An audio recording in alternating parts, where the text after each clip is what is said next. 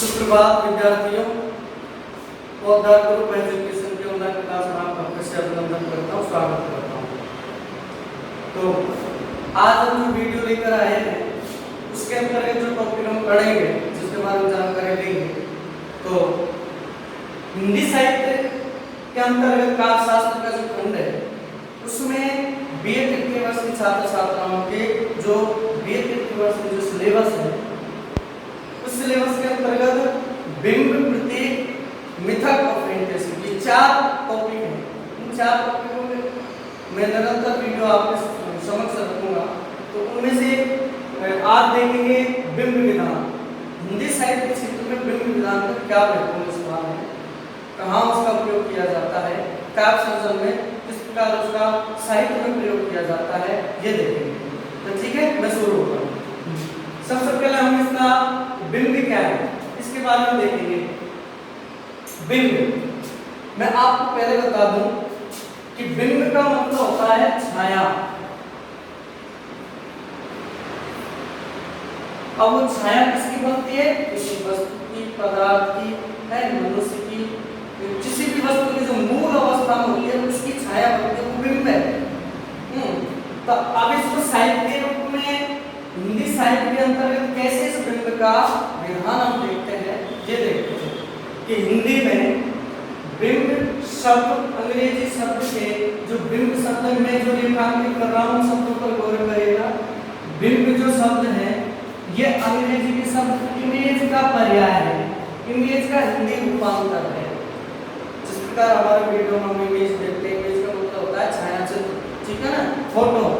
तो ये इमेज का हिंदी रूपांतर है बिंब, क्या आपको समझ में आ रहा होगा, इसका पर्याय है। अब इसका अर्थ होता है, इस बिंब का अर्थ होता है प्रतिछाया, प्रतिकृति या अक्ष। उर्दू में अक्ष भी कहते हैं इसको, है ना। प्रतिछाया का मतलब होता है छाया, यानी मूल अवस्था के मूल पदार्थ की जो कितु छाया, जो कितु आकृति बनना। प्रतिकृति, प्रतिकृति का मतलब होता है मूल अवस्था की जो कृति है, मूल जो कृति है उसकी बिल्कुल उसके समानांतर जो कृति बनना है वो उसकी प्रतिकृति है, यानी प्रतिछाया, प्रतिकृति या अक्ष। अक्ष का मतलब होता है उसका बिंब है। तो समझे कि हिंदी में बिंब शब्द जो है वो ध्यान रखिएगा, बिंब अंग्रेजी की इमेज से बनता है और इसका मतलब होता है प्रतिछाया, प्रतिकृति या अक्ष, ठीक है। आप देखिए बिंब की परिभाषा क्या निर्धारित की हिंदी साहित्य में, काव्य शास्त्र के अंतर्गत इस टॉपिक की परिभाषा क्या निर्धारित की है विद्वानों ने, वो अब देखते हैं कि साहित्य या काव्य में बिंब वह शब्द चित्र है, ध्यान दें शब्द पर, शब्द चित्र। बिंब वह शब्द चित्र है क्योंकि शब्द चित्र के बाद शब्द चित्र को समझने से पहले हम आते हैं चित्रकार की शैली पर। चित्रकार अपनी अनेक रेखाओं का समायोजन करके चित्र का निर्माण करता है, अनेक रेखाओं का बहुत सुंदर तरीके से समायोजन करता है तभी चित्र उभरता है कैनवास पर। उसी प्रकार लेखक या कवि अपने शब्दों के माध्यम से जिस दृश्य को उकेरता है वो शब्द चित्र कहलाता है, ठीक है ना। शब्द चित्र, शब्दों के द्वारा बनाया हुआ चित्र। हाँ, साहित्य काव्य में बिंब वह शब्द चित्र है जो कल्पना द्वारा, ध्यान रखें कवि के पास सबसे बड़ी पूंजी क्या होती है? कल्पना। कल्पना के माध्यम से काव्य सर्जन करता है। कल्पना द्वारा इंद्रिय यानी इंद्रियों के द्वारा, हमारे जो शरीर में इंद्रियां हैं उन इंद्रियों के द्वारा समाज से जो भी वो शब्द के माध्यम से कल्पना करता है उसको चित्रबद्ध करता है, शब्दबद्ध करता है। इंद्रिय अनुभवों के आधार पर, इंद्रियों के अनुभवों के आधार पर निर्मित होता है, अर्थात शब्दों के माध्यम से खींचा गया वह चित्र जो मनश्चक्षुओं द्वारा, मनश्चक्षुओं का मतलब होता है मन की आंखें, इस शब्द का मतलब होता है मन की आंखें, यानी शब्दों के माध्यम से खींचा गया मन की आंखों के द्वारा, मनश्चक्षुओं के द्वारा देखकर अनुभूत किया जा सके वो बिंब कहलाता है, वो बिंब कहलाता है। साधारण शब्दों में मैं आपको बताऊं कि बिंब क्या है, किसी भी मूल अवस्था की जो उसकी प्रति छाया या प्रति अनुकृति दिखती है, प्रतिकृति दिखती है, वो बिंब कहलाता है। लेकिन साहित्य के क्षेत्र में बिंब क्या है? साहित्य के क्षेत्र में जिस प्रकार चित्र अनेक रेखाओं का समायोजन, चित्रकार अनेक रेखाओं का समायोजन करके एक चित्र का रूप निर्धारित करता है। चित्रकार, एक लेखक, एक कवि, एक साहित्यकार व्यक्ति अपने शब्दों के माध्यम से, कि अपने शब्दों, कल्पनाओं और इंद्रियों के माध्यम से ऐसा शाब्दिक, ऐसा शब्दों का एक चित्र उकेरता है साहित्य में, जिसको पढ़कर हमारे आंखों के सामने, हमारे नेत्रों के सामने एक दृश्य उमड़ पड़ता है। तो वो हिंदी साहित्य में क्या कहलाता है? बिंब। समझे? वो क्या कहलाता है हिंदी साहित्य में? बिंब। तो मैं समझता हूँ बिंब की बिंब का जो भाव है, बिंब का जो मतलब है, इसका अर्थ है, समझ में आ गया होगा। बिंब, बिंब अनेक विधानों में, अनेक विषयों में, जीवन की मूलभूत आवश्यकताओं में बिंब है, बिंब की आवश्यकता पड़ती है। लेकिन साहित्य के क्षेत्र में बिंब का क्या महत्व है, बिंब क्या है, वो समझना है हमें। हमारे सिलेबस में हिंदी साहित्य के अंतर्गत तो बिंब का विधान क्या है, ये समझना है। साहित्य में ये समझना है कि कोई भी लेखक या कवि शब्दों के माध्यम से कोई चित्र जब उकेरता है, शब्द शिल्प करके, शब्द सृजन करके जब कोई चित्रात्मक दृश्य उकेरता है, जिसको पढ़कर हमारे सामने एक दृश्य बनता है, वो उस साहित्य में बिंब कहलाता है। ठीक है, ऐसा समझ में? तो ये है बिंब। अब पढ़ते हैं कि बिंब कितने प्रकार के होते हैं, बिंब कौन कौन से होते हैं साहित्य में, उसका क्या योगदान है। ठीक है, आगे देखते हैं।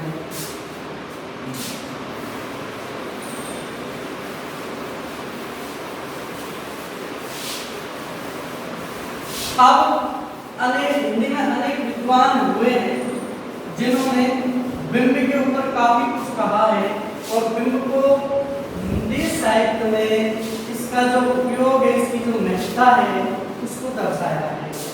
ठीक है ना? तो सबसे पहले हम देखेंगे डॉक्टर गणपति चंद्र, डॉक्टर गणपति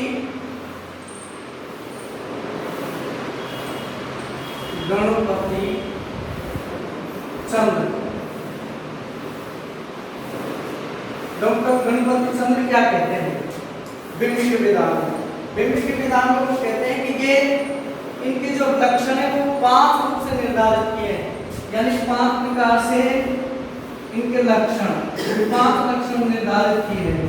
कौन कौन से लक्षण 5 निर्धारित किए, जिनको एक एक करके हम देखेंगे कि बिंब चित्रात्मक हो सकता है। नंबर 1 चित्रात्मक, ठीक है।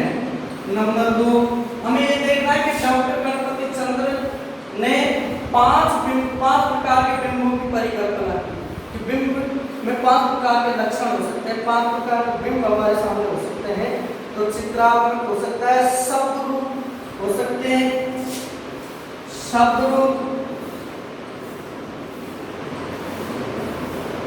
तीसरा है केंद्रीय, और चौथा देखेंगे भावोत्पादक,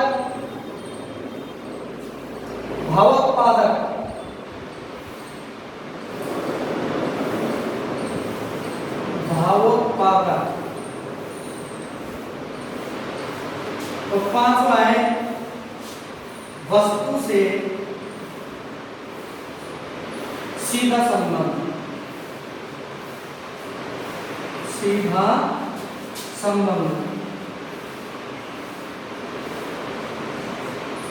वस्तु से सीधा संबंध। अब एक के बारे में थोड़ा सा समझेंगे, एक टॉपिक के बारे में क्या समझना है। डॉक्टर गणपति चंद्र ने अपने यानी बिंब को 5 रूपों में निर्धारित करके उनके 5 लक्षणों को बताया है। किस प्रकार चित्रात्मक, सबसे पहले बताया कि चित्रात्मक बिंब कैसे होते हैं, चित्रात्मक होते हैं। यानी बिंब का अगर बिंब शब्द पर हम लाक्षणिक दृष्टि डालें तो बिंब का मतलब ही छाया होता है, किसी मूल अवस्था की, मूल वस्तु की जो भी तो चित्र बनना। ठीक है ना? तो बिंब चित्रात्मक होते हैं, यानी जब काव्य सर्जन में, साहित्य के क्षेत्र में किसी कवि लेखक के द्वारा जब कोई गद्य लिखा जाता है, काव्य सर्जन किया जाता है, तो इस प्रकार की शैली, इस प्रकार का शिल्प काम में लिया जाता है, जिसको पढ़कर पाठक या श्रोता के अपने श्रोता के समक्ष, अपनी आंखों के समक्ष या मन चक्षुओं पर सामने एक दृश्य बन पड़ता है, वो होता है चित्रात्मक शैली, वो चित्रात्मक बिंब होते हैं। दूसरी बात, शब्द रूप लक्षण, यानी डॉक्टर ने कहा कि शब्द रूप में बिंब हो सकते हैं, बिल्कुल है। जिस प्रकार रेखा चित्र अनेक रेखाओं को समायोजन करके रेखा चित्रकार एक सुंदर चित्र की परिकल्पना करता है, चित्रकार कभी भी अनेक शब्दों का समायोजन करके उसको बिंब के रूप में व्यक्त करता है। इंद्रिय, यानी हमेशा बिंब तभी बन पाएंगे जब इंद्रियों के द्वारा समाज में फैले विषय को हम और अपनी कल्पना के माध्यम से उसको हम संचित करते हैं। बिना अगर हमारे पास इंद्रियता नहीं होती है तो हम समाज में फैली अनेक विषय है, अनेक घटनाक्रम है, उनको हम महसूस नहीं कर सकते, उनकी परिकल्पना नहीं कर सकते। इसलिए इंद्रियों का होना बिंब विधान में अत्यंत आवश्यक है। इसी प्रकार भावोत्पादकता। दूसरी बात, जिस प्रकार एक चित्र को देखकर व्यक्ति उस चित्र के अनुसार उस चित्र में कौन सा रस है, उसमें क्या भाव है, उसको देखकर वो उसी प्रकार की उसके हृदय में भाव उत्पन्न होते हैं। अगर कोई वीर सैनिक का चित्र सामने देखते हैं तो वीर सैनिक का चित्र देखकर हमारे मन में ओज का भाव उत्पन्न होगा, ठीक है ना। हरियाली का चित्र अगर देखते हैं तो हमारे मन में खुशहाली का भाव उत्पन्न होगा।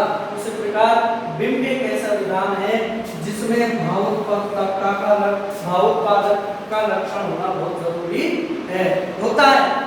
बिंब को देखकर वो किस प्रकार का मन में उस प्रकार का भाव हमारे हृदय में उत्पन्न होने लगता है, जागृत होने लगता है। पांचवें जो लक्षण है कि वस्तु से सीधा संबंध, ये वस्तु से सीधा संबंध है, यानी किसी भी मूल अवस्था को देखकर उसका ज्यों का त्यों चित्र बनाना या शब्द चित्र बनाना, ये वस्तु से उसका सीधा संबंध होता है। इसे हम कल्पनाओं में या अन्य तरीके से इसको महसूस नहीं कर सकते, वस्तु से इसका बिल्कुल सीधा संबंध होता है। तो ये 5 लक्षण हैं, ये डॉक्टर गणपति सप्रे ने हमको बताए हैं, जिसको हमें ध्यान में रखना है। अगर परीक्षाओं में आते हैं, पूछा जाता है तो परीक्षाओं में इनको क्रमबद्धता से आंसर में लिखना है।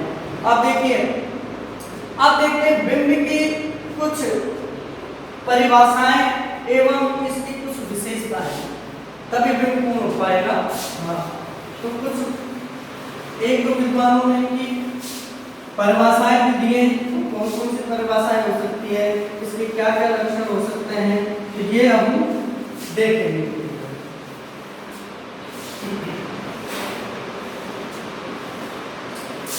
तो इसकी यानी बिंब क्या है? बिंब एक भावों का शब्द चित्र है। बिंब एक भाव का शब्द चित्र है, ये चीज देखिए।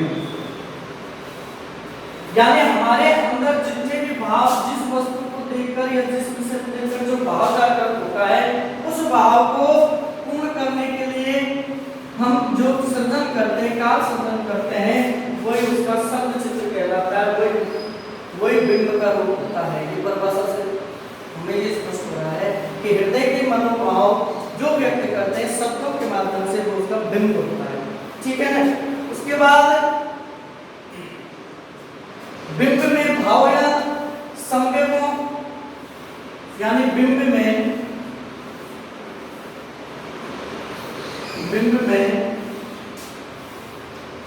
भावों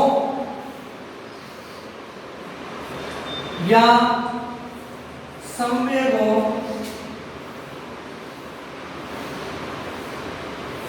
की प्रेरणा रहती है, अनुप्रेरणा रहती है, अनुप्रेरणा होती है। अब इस परिभाषा को देखेंगे। बिंब में भावों कवि मन में, कवि हृदय में जो भी मूल विषय को देखकर जो भाव उत्पन्न होते हैं, जो उसके हृदय में जो अनुप्रेरणा से जो काव्य सृजन होता है, दृश्यात्मक काव्य सृजन होता है, वो बिंब विधान होता है।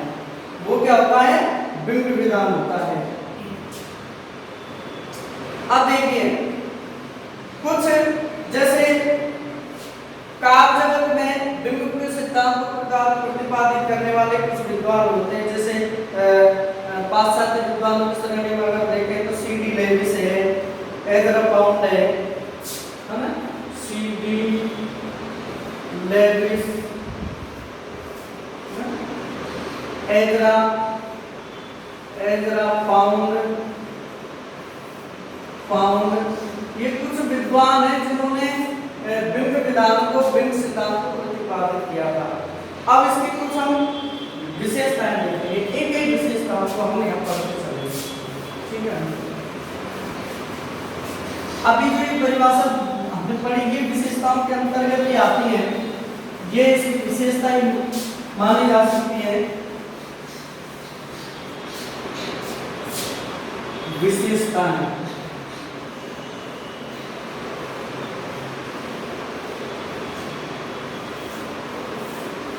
नंबर 1, भाव व संवेगों, भाव संवेगों से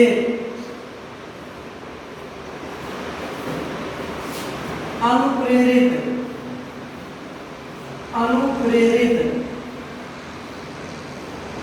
शब्द चित्र, ये इसकी विशेषता होगी, शब्द चित्र।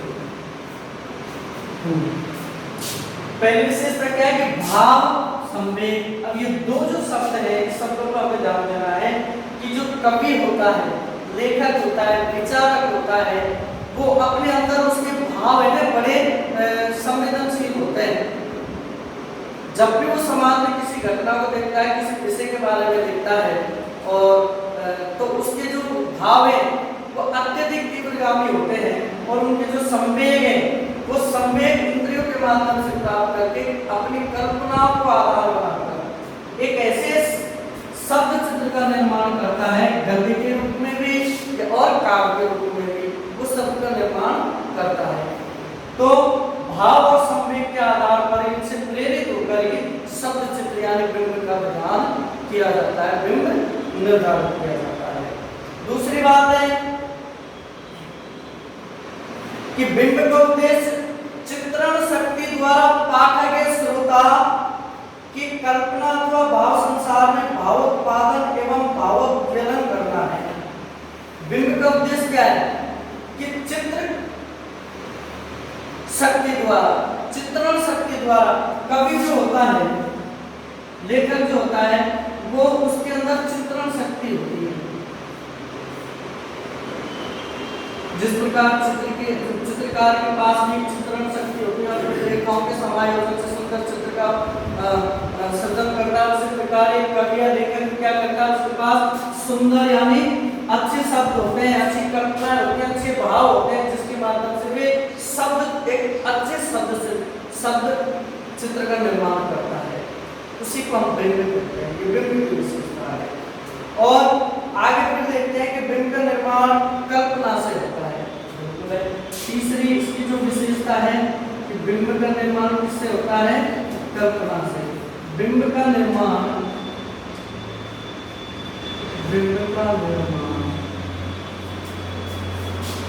कल्पना से होता है, कल्पना से। बिंब का निर्माण कल्पना से होता है। कल्पना शब्द पर गौर करिएगा, क्योंकि देखिए चित्रकार हो या कवि हो या लेखक हो या विचारक हो, ये सारे जो लोग हैं, सारे व्यक्ति हैं, जब भी कोई सृजन कार्य करते हैं तो ये सृजन कार्य का सबसे महत्वपूर्ण आधार मानते हैं कल्पना। और काव्य सृजन में तो कल्पना बहुत बड़ा आधार होती है। बिना कल्पना के एक अच्छा काव्य सृजन नहीं हो सकता। जब व्यक्ति किसी विषय को लेकर उसका सुंदर कल्पना करता है, उसका भावपूर्ण कल्पना करता है, तब वो शब्द के रूप में, शब्द चित्र के रूप में कागज पर आ रहे हैं बात समझ में तुम्हारे? धीरे धीरे समझे। वही होता है, यानी जब कल्पनाओं के माध्यम से जब कोई भाव या संवेग जब शब्द चित्र के रूप में, शब्दों के रूप में कागज पर सृजित होता है तो वो क्या होता है? बिंब होता है। तो बिंब निर्माण में कल्पनाओं का बड़ा महत्व है। कल्पना के बिना हम कोई भी बिंब का निर्माण नहीं कर सकते, शब्द चित्र का निर्माण नहीं कर सकते। अगले इसकी जो विशेषता बताई गई है वो है कि बिंब अमूर्त भावों को, विचारों को मूर्त रूप प्रदान करता है। बिल्कुल सही है। बिंब क्या करता है? अमूर्त भावों विचारों को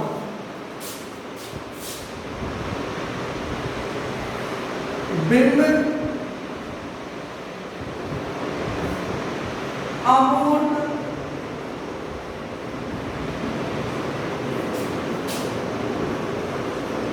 भावों और विचारों को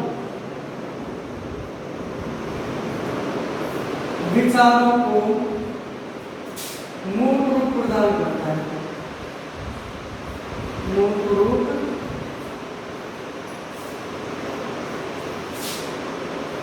प्रदान करता है। इस विशेषता पर गौर करिएगा थोड़ा सा।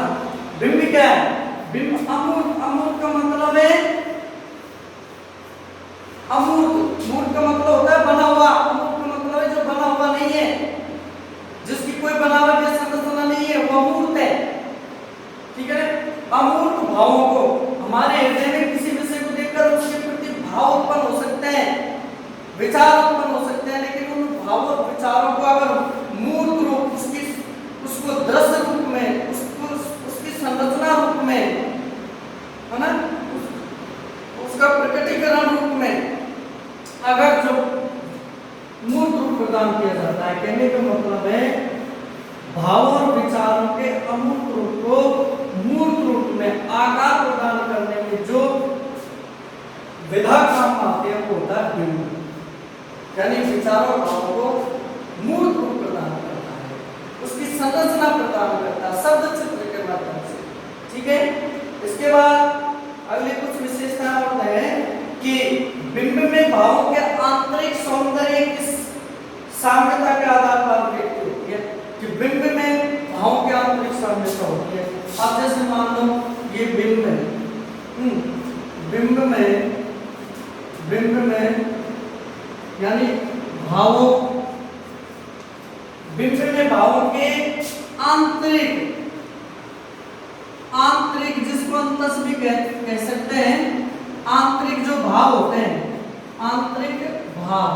अब देखिए समझ लो इस लाइन में थोड़ा सा इसका हम क्या करेंगे, इसकी व्याख्या करेंगे कि बिंब में भावों के आंतरिक भाव। यानी बिंब क्या होता है कि हृदय के आंतरिक जो भाव है, जो संवेग है, जो भाव है, जो संवेग है, उनको हम शब्द चित्र प्रदान करने के लिए कल्पनाओं का आधार देते हैं। कवि या लेखक क्या करता है, अपनी कल्पनाओं के माध्यम से अपने हृदय के अंदर जो भाव है, जो संवेग है, उनको आधार बनाकर एक शब्द चित्र का निर्माण करता है। शब्द चित्र का निर्माण करता है काव्य रूप में, गद्य रूप में। जब पाठक श्रोता उसको पढ़ते हैं, सुनते हैं, तो हमारे सामने एक चित्र, एक दृश्य उत्पन्न होकर आता है, यानी एक दृश्य बन जाता है। उसी को कहते हैं बिंब।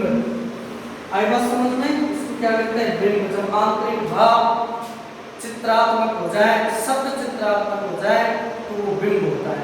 ठीक है। उसके अगली कुछ विशेषताएं और है। कुछ विद्वान इसको अलंकार के रूप में मानते हैं। कुछ विद्वान ऐसे कहते हैं कि भाई बिंब एक अलंकार है ना। लेकिन बिंब के माध्यम से क्यों कहा उन्होंने अलंकार? क्योंकि बिंब के माध्यम से काव्य सर्जना या गद्य लेखन सुंदर और रुचिपूर्ण बन जाता है, इसलिए उसको अलंकार की श्रेणी में माना जाता है। हम जानते हैं अलंकार काव्य की शोभा बढ़ाने वाले कार्य हैं। अलंकार मतलब आभूषण होता है कि स्त्री सामान्य स्त्री को अगर हम अलंकार पहना दे, आभूषण पहना दे, तो उसकी सुंदरता में वृद्धि हो जाती है। इसी प्रकार साहित्य के क्षेत्र में अलंकारों के प्रयोग करते हुए अगर काव्य सर्जना वो काव्य और अधिक रुचिपूर्ण बन जाता है। तो ये बिंब भी क्या करता है, काव्य को सुंदर और रुचिपूर्ण बना देता है। इसे रस, इसमें रस की उत्पत्ति होने लगती है, इसलिए कुछ विद्वान इसको अलंकार के श्रेणी में रखते हैं, लेकिन ये अलंकार है नहीं, ये बात आप जान लें, ठीक है ना। तो इस प्रकार कुछ विशेषताएं हमने यहाँ देखी अलंकार और बिंब की, ये कुछ विशेषताएं हैं। इन बिंबों की विशेषताओं के आधार पर हम बिंब के बारे में काफी हमारे समझ में आ रहा होगा या समझ रहे होंगे। और मैं आपको ध्यान दिलाना चाहूंगा कि 2-2 नंबर के 4 प्रश्न आते हैं अत्यधिक उत्तरात्मक, है ना। तो 2-2 नंबर के जो प्रश्न आते हैं तो वो 30 शब्द के आते हैं, 20 शब्द के। तो 20 शब्द के मतलब छोटे छोटे प्रश्न आते हैं, छोटे छोटे उत्तर देने होते हैं। अगर एक विशेषता भी पूछ ली जाए तो आपको ये विशेषताएं संक्षिप्त रूप में वहां मिलकर आनी है, ठीक है ना। इन विशेषताओं को बड़ा गौर करके देखेंगे। अब देखिए, अब एक कुछ थोड़ा सा भाग और रह गया कि बिंब का वर्गीकरण, बिंब का वर्गीकरण करके देखते हैं कि बिंब कितने भागों में बिंब को, कितने रूपों में बिंब को देख सकते हैं, कितने रूपों में बिंब को हम देख सकते हैं।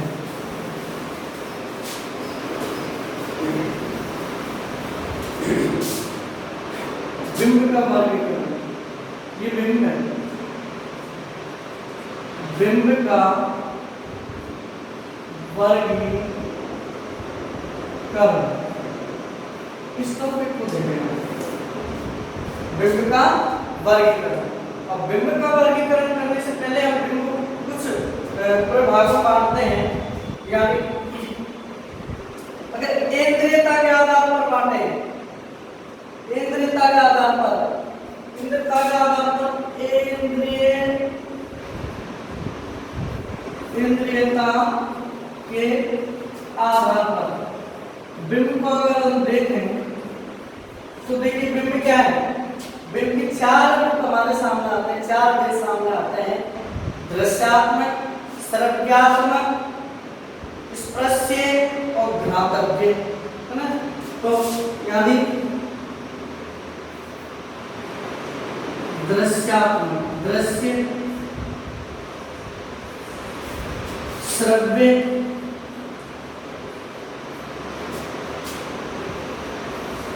स्पर्श, चौथा है घ्राण। 4 रूपों में तो देखिए बिंब का विधान, बिंब का अगर वर्गीकरण करते हैं तो हम नेत्रों के द्वारा देखकर किसी बिंब नेत्रों के द्वारा भी हम बिंब को पहचान सकते हैं, बिंब का ज्ञान अर्जन कर सकते हैं। श्रव्य यानी एक अच्छे काव्य या अच्छे लेखन को सुनकर भी हम उसका दृश्य अपने मन के अंदर बना सकते हैं। स्पर्श करके भी हम किसी सुंदर वस्तु या कठिन वस्तु, खुरदरी वस्तु का अगर स्पर्श करेंगे किसी वस्तु का, तो उसके प्रति हमारे मनोभाव में एक दृश्य उत्पन्न होने लगता है। ध्यान सुनकर भी हम उसका दृश्य के, अब देखिए मान लो किसी वस्तु को ऐसी गंध आ रही हो तो हम गंध को सुनकर, सुगंध को सुन, मान लो सुगंध हमारे नाकों में सुगंध आई, गुलाब के फूल की सुगंध आई, तो हमारे मन मस्तिष्क में उस गुलाब के फूल का चित्र अंकित हो जाता है। तो ये बिंब यानी ग्रहण के द्वारा भी हम संबंधित मूल अवस्था को, हम उसका जो चित्र है वो भी हम पहचान सकते हैं। तो ये वर्गीकरण है इंद्रियता के आधार पर, दृश्य रूप में, श्रव्य रूप में, स्पर्श रूप में, घ्राण रूप में, ठीक है ना। अब कुछ सर्जक बिंब के 2 रूप को मानते हैं, वो स्मृति और कल्पना, यानी 2 रूप को मानते हैं, स्मृति, दूसरा है कल्पना। इस रूप में और मानते हैं कि स्मृति यानी किसी वस्तु के स्मरण करने से उसका आकार हमारी आंखों के सामने आ जाता है, बिल्कुल सत्य बात है। और कल्पना अगर किसी वस्तु के बारे में करें, कल्पना करने पर भी हमारे मन चक्षुओं के सामने एक दृश्य उपस्थित हो जाता है। तो यानी इन विभिन्न आधारों पर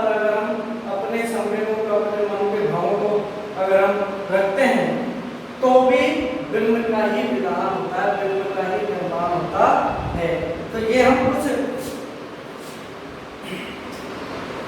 कुछ बात बताइए कि कुछ बिंब ऐसे होते हैं जो अनुभूति के आधार पर होते हैं, मिश्र, जटिल और समकालिक बिंब। डॉक्टर नगेंद्र ने खंडित बिंब को उल्लेख भी किया है। डॉक्टर नगेंद्र एक बहुत बड़े विद्वान हुए हैं, उन्होंने खंडित बिंबों को भी विधान में लाया। मुक्तक और निबंध दो प्रकार के बिंब हैं। मुक्तक भी अपने आप में एक अलग और स्पष्ट विधा है। चार पंक्तियों में किसी वस्तु के बारे में या किसी व्यक्ति के बारे में जाकर अगर हम कहें तो वो चार पंक्तियों में एक स्पष्ट विषय व्यक्त करता है, तो हमें बिंब का विधान किया जा सकता है, निबंध के आधार पर बिंब का विधान किया जा सकता है। तो इस प्रकार हमने बिंब विषय को लेकर, बिंब टॉपिक को लेकर इसकी परिभाषा, इसकी विशेषताएं, इसके भेद प्रभेद के बारे में हमने जानकारी ली। और मैं समझता हूँ कि तुम्हारे समझ में ये पूर्ण रूप से आ गई होगी, क्योंकि एक उदाहरण देखते हैं। एक बात ध्यान रखना है कि बिंब हमेशा चाक्षुष भी होते हैं, चित्रात्मक होते हैं। और एक उदाहरण देखते हैं कि दिवावसान का समय था,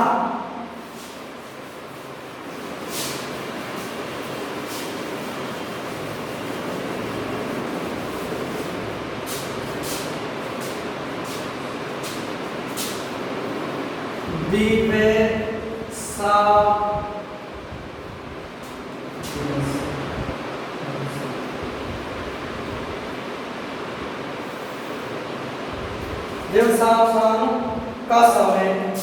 कविता के कुछ पंक्ति देखेंगे, कुछ उदाहरण में समय, ठीक है।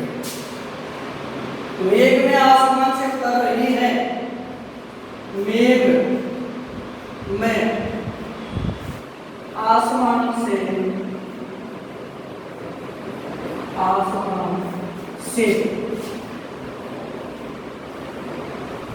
उतर रही है, मेघ में आसमान से उतर रही है, वह संध्या सुंदरी परी सी, वह संध्या सुंदरी परी सी।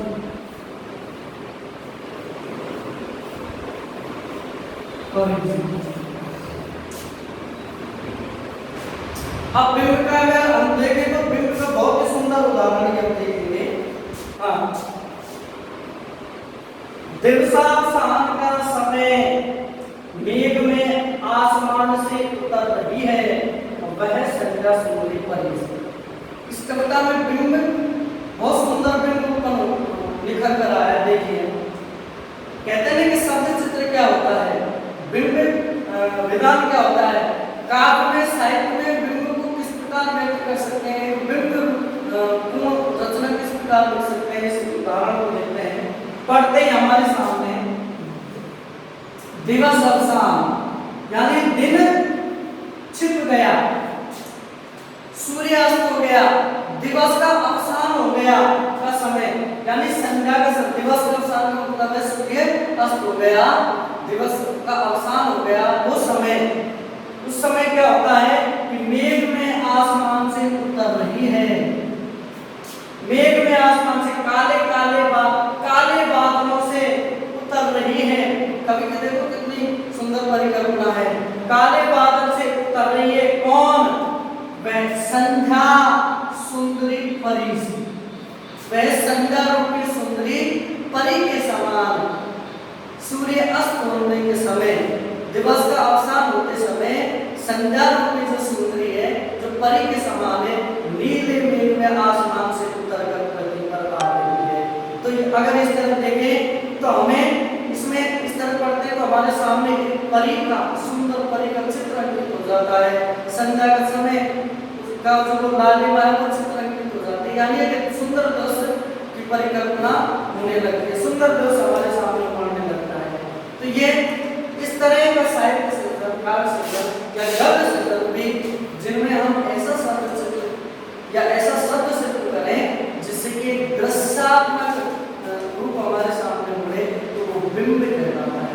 क्या कहलाता है वो? बिंब भी कहलाता है। ठीक है ना? तो इस उदाहरण के आधार पर ही आज मैं समझता हूँ कि तुम्हारे बिंब विधान को से समझना आ गया होगा।